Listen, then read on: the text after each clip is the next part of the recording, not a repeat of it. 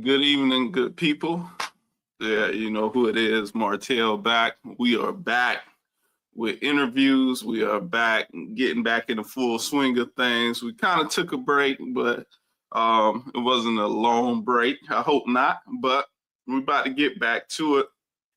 And I felt like there was no other way to really get back to it unless we were to go and take a trip down to Cocoa. We were supposed to take a trip down to Cocoa, and today we will be interviewing two of Cocoa's players. So starting out with Duran Guilford, and then we'll also be talking to newcomer Isaiah Irvin. And so we're going to get it right into it. I ain't going to waste no time today. What's up, man? Yo, what's good? You can hear me? We got Duran the Troll Guilford here. I want to tell y'all a story. Back in the day, I worked at a school. I worked at Pillar of Hope, and I met Duran, and Duran told me back then he was going to be who he is now. I didn't know if he would. Sometimes people just be talking. So, but it's good to see that he has kept his word and has been doing his thing. What's up, man? What's good, dog? What's good? What's good? Man, how's everything been going? Lifing, man.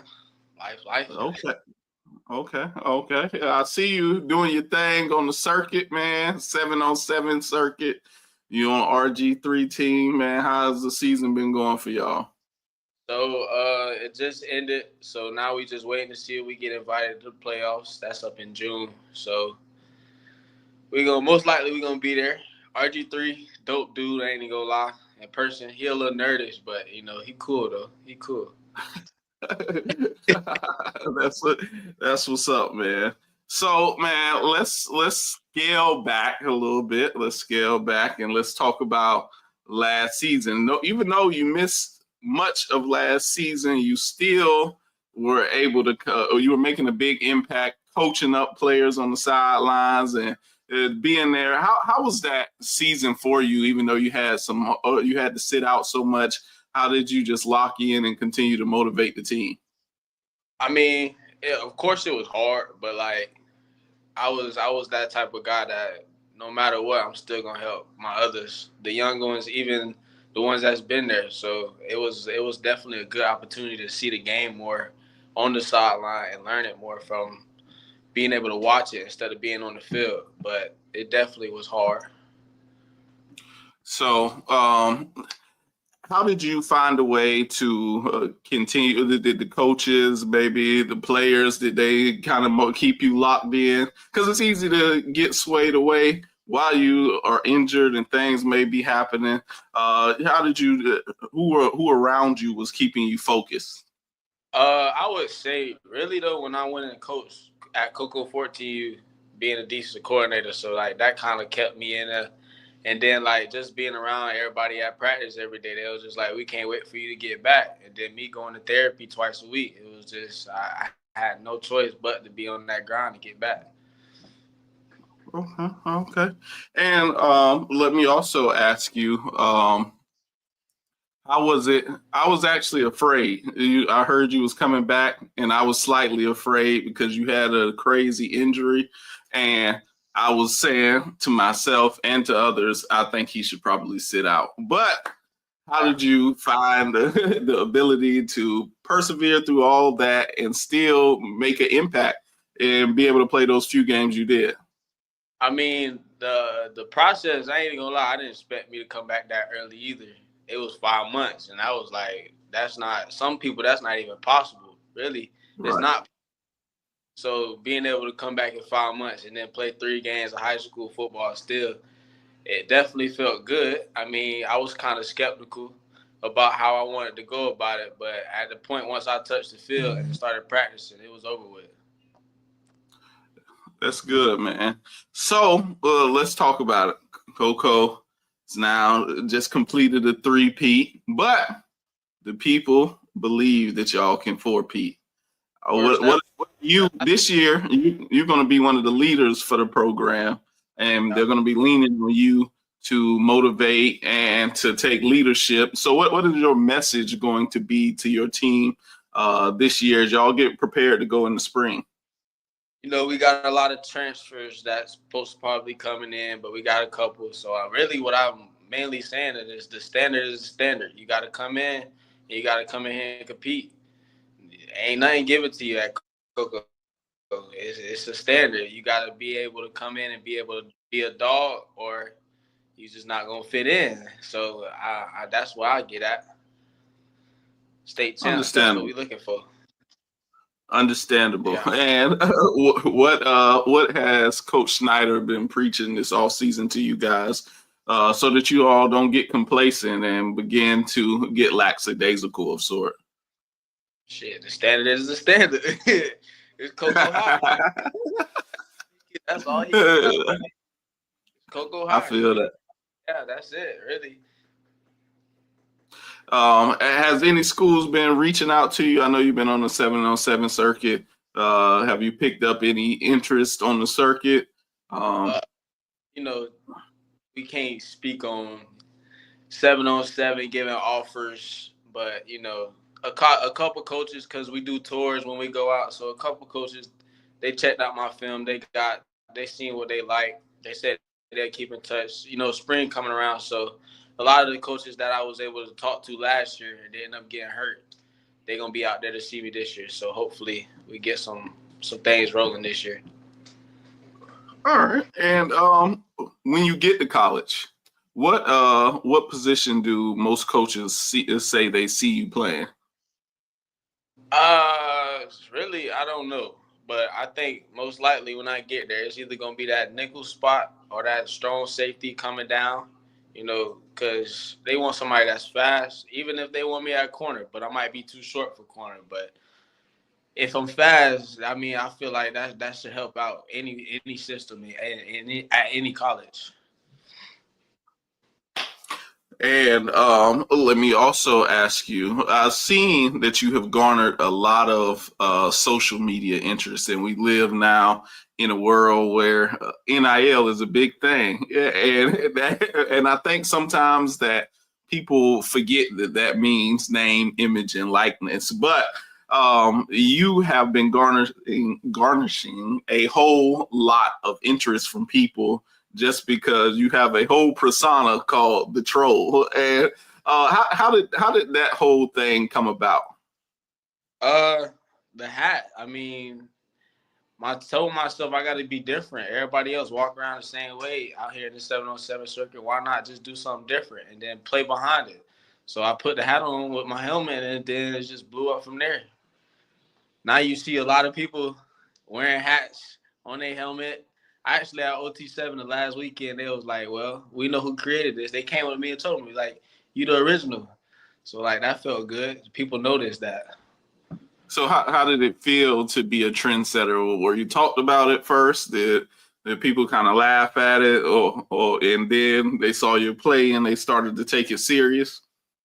I would say really they just from the start, everybody just was drawn to it. Like it was different.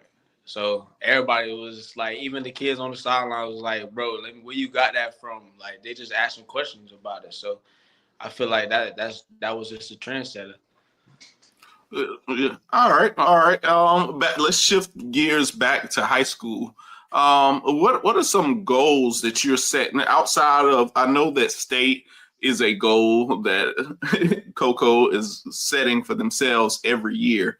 But as an individual, what are some personal goals that you believe that you're going to set for yourself, or you have already set out for yourself that you may have not told anybody about?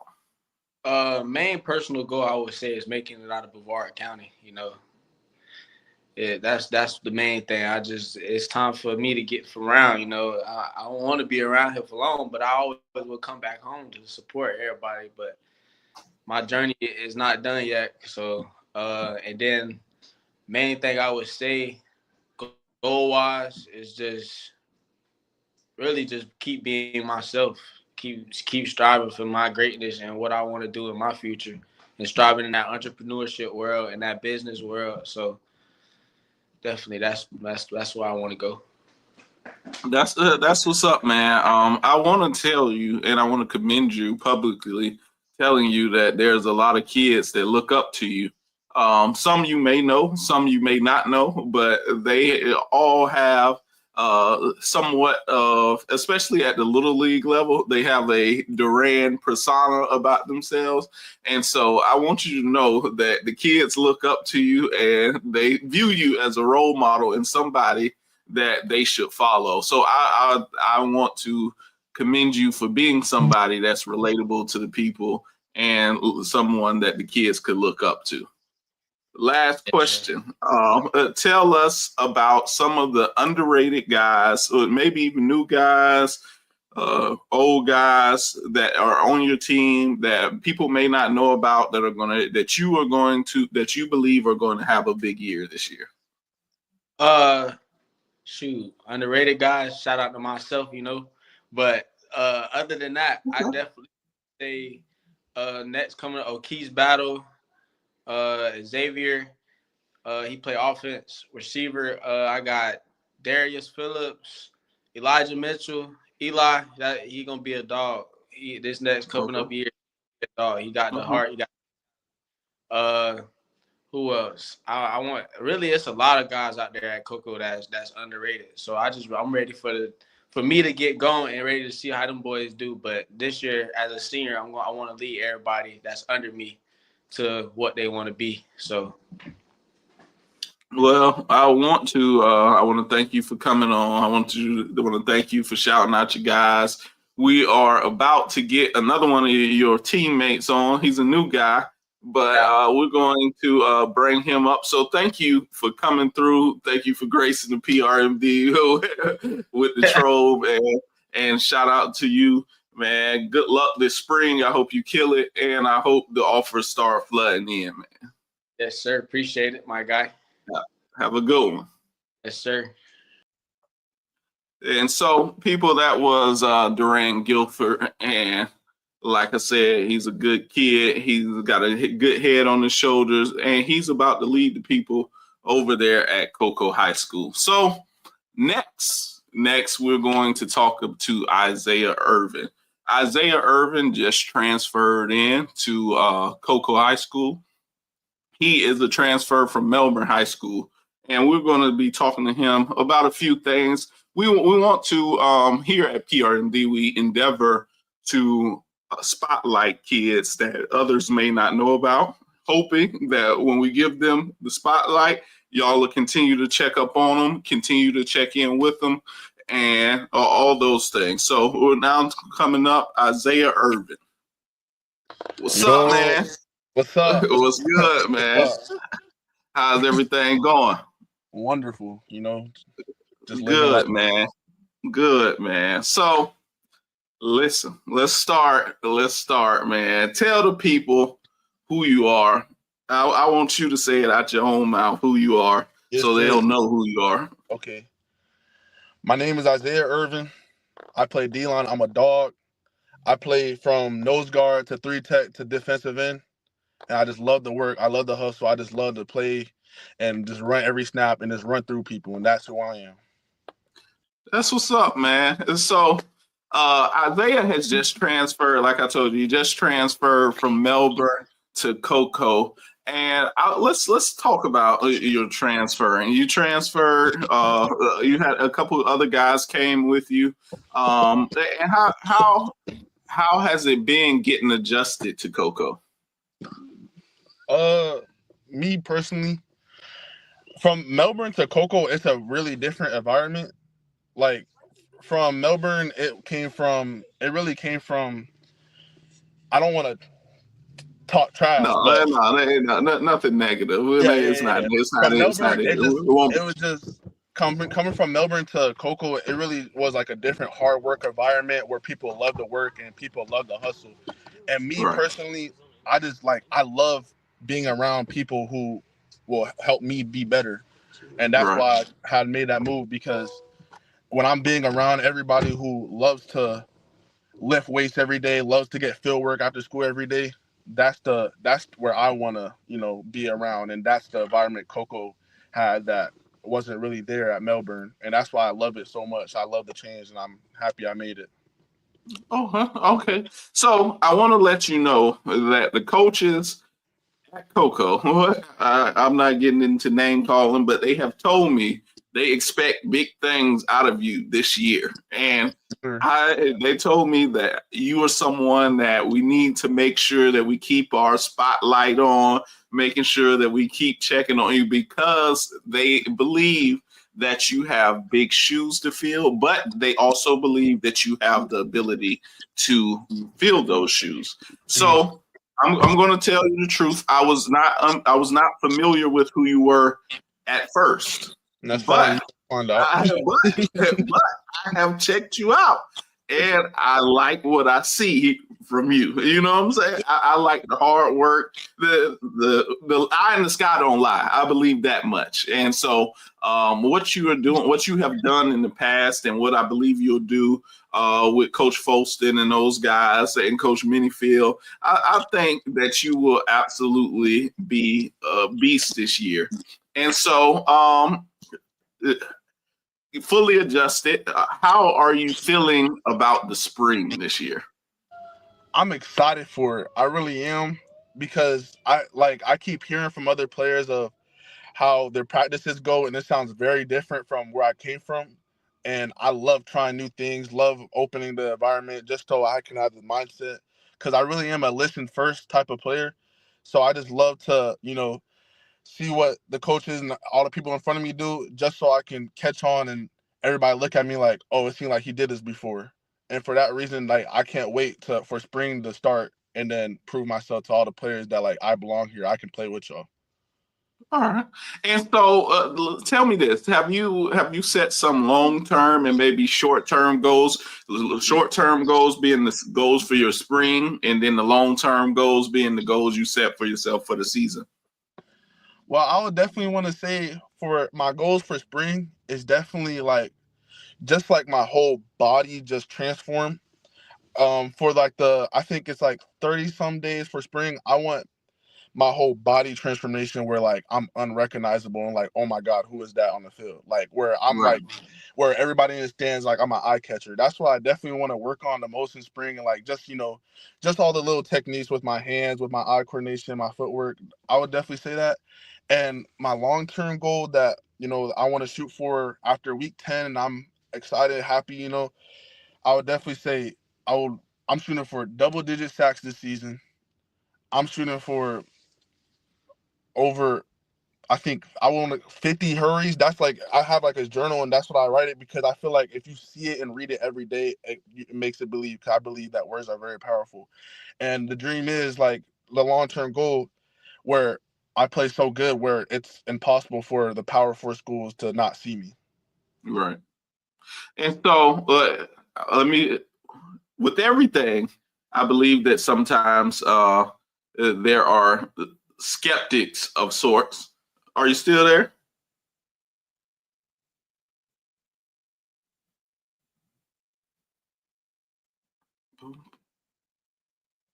I think we had some trouble with it, but hopefully he comes back on. We was having a good conversation.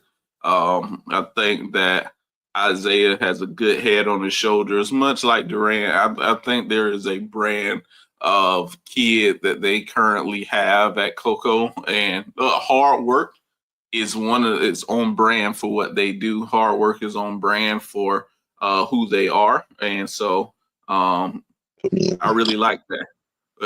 Yeah, man, we kind of lost you for a second, but what I was about to say was there is sometimes with everything there's skepticism, and so sometimes people will put unnecessary pressure on people, and so there may be some people that say, "Oh, we just had Hilson," but you're Isaiah Irvin. You don't have to be Hilson. So, what do you do when people will try to create that unnecessary pressure? How do you stay laser focused and locked in on who you are and the goals you have set for yourself?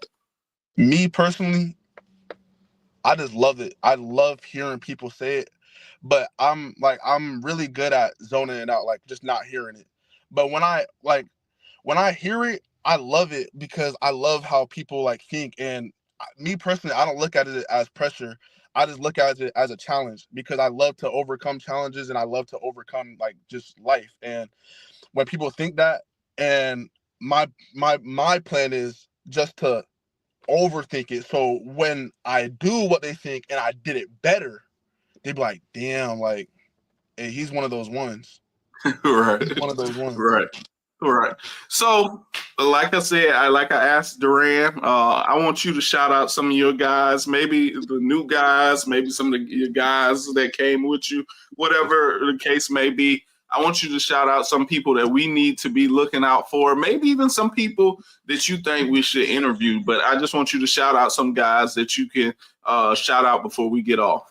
Yes, sir. I just want to say the peoples that, like, when I first came to Cocoa and they made me feel like I was home. Redman, JR, T Baby, I love them. They all in the D-line group. Mel, Quincy, I love them all. They made me feel like I was one of them. Like they crack jokes and they know when to crack jokes and it work. And I love it so much. And the people that came with me, I have to shout them out. Jermaine Waters, he's one of them ones. He loved it. Like the reason why me and Jermaine got so close in the year I was at Mel is because me and Jermaine wants the same thing. We want the same goal. And I feel like when you're hanging around people that want the same thing, it's hard not to get it. And for that reason, I love being around Jermaine. Jermaine's one of those ones. Nico, came from Melbourne with me. He's a dog. Shout out to Nico. Nico has been killing it on the track right now too. Yeah, he's doing really good in track. And yeah, he's killing. Yeah, and and last but not least, Cannon McCarthy. He's one of those. He. Oh my! Like when I came to Melbourne, I was like, nobody at Melbourne was working as hard as Cannon. Like Cannon, Cannon. I love Cannon because every time he see me doing something, he like, what the hell you doing? Lock in, and he will put me in my place if I'm like messing up or something. And that's why I love being around people like that. And Cannon, Jermaine, Nico, all of them, all the Mel boys that came with me. Y'all gonna see during the season. Shout out to those guys. Shout out to Nico and to they told me his name is Paul Wall around the campus. So shout out to Cannon McCarthy. Maybe we can get those guys on here for a little interview, and hopefully maybe if you could connect us or something, we'll get that done. Of course. But man, we wanted to, like I said, we wanted to make sure that we took the time to spotlight kids, and they have taught you up big. They expect big things out of you this year, man. And I just want to say I wish you the best of luck, and I hope you will fully adjust and ball out this spring and do your best this season. Yes, sir. I can't wait to prove everybody wrong. Yes, sir, man. Have a good one. You too. And thank you for coming on. Of course, anytime. So that's it, man. We did some good quality interviews today. I believe that we took time and spotlighted the right kids and definitely just got some inspiration. If you listen to that conversation, if you listen to him talk, I think he gives good inspiration. I think he got a good head on his shoulders, and he's locked in and he's ready to ball, man. So you can't beat that. You absolutely positively cannot beat that. So I wish them guys all the best, Duran and Isaiah Irvin, man. I'm telling you, I'm not just saying it just to say it because they were on here, but I'm saying it because I want you all to know that Brevard County has a lot of kids and a lot of hidden gems and a lot of guys that are not afraid of work. Shout out to my guy Wayne 2 times, because him and his pops always say it ain't nothing but some work, but somebody got to do it. You know what I'm saying? So that's what's important, is that it ain't nothing but some work, but somebody got to do it. So I want you all to know, get back locked in with PRMD. We are much more than just the little spaces. We are much more than just or whatever you have boxed us into. But this spring, we are about to make sure that we put all of the coaches, all of the players, all of the trainers, whoever needs to be spotlighted, we are doing our best to make sure that we spotlight all of Brevard County, because we want you all to make sure that you know who is in your county. So that's all I got for you tonight. It's been fun talking. If you appreciate PRMD and you like our content, keep helping the thing go. Keep helping this bridge get built.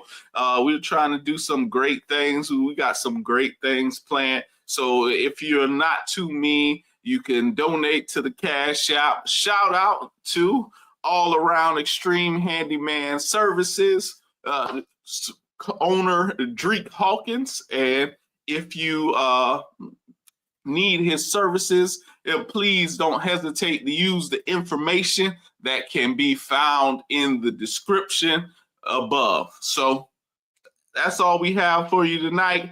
We'll be back next week with some more interviews. Do not miss it. We got some bangers coming. Like, listen to me. We got bangers coming. So we bringing y'all all types of heat all spring long. We talking to coaches, we talking to players, we talking to whoever you think needs to be heard from in Brevard County. We're gonna have them here on PRMD. So don't waste a minute, man. Make sure that you share this. Make sure you like it. Make sure you put it wherever so that everybody can know that these interviews happen. Once again, shout out to Duran, shout out to Isaiah Irvin, and shout out to the Cocoa High School football team and Coach Snyder over there. I hope you all have a wonderful evening, and thank y'all for tuning in.